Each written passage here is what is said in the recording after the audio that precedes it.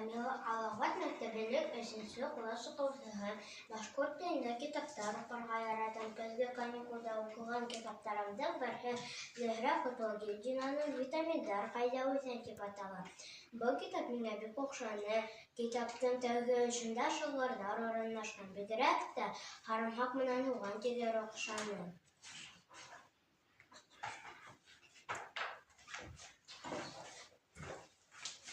Һарымхак менән туган, икәүләре бер туган, икәүләре бик әсе, улар бер тормай кеше. Кышкы һалкын көндәрдә, Һарымхак өстәлләрдә, микробка каршы дару табылмас уйланырым.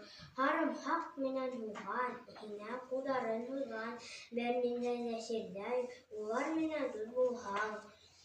Китаптың икенче өлешендә Зөһрә апай Котылгилдинаның бик матур хикәяһе урынлашкан. 1 апрель дип аталган. Бүген 1 апрель Юлдаш Төрәү менән кемдер алдатырга йөрөйне. Юлдаш мәктәпкә баргач, уны класста иптәшләре шаярттылар. Һине директор бүлмәһенә чакырттылар. Юлдаш аптырап коридорга чыккач, уны рус теле укытучыһы кире класска борып җибәрде. Һине шаярттылар дип әйтте. Юлдаш мәктәптән кайткач, авылга гәзит таратырга чыгып китә. Авылдагы әбиләргә алдап йөрөнө.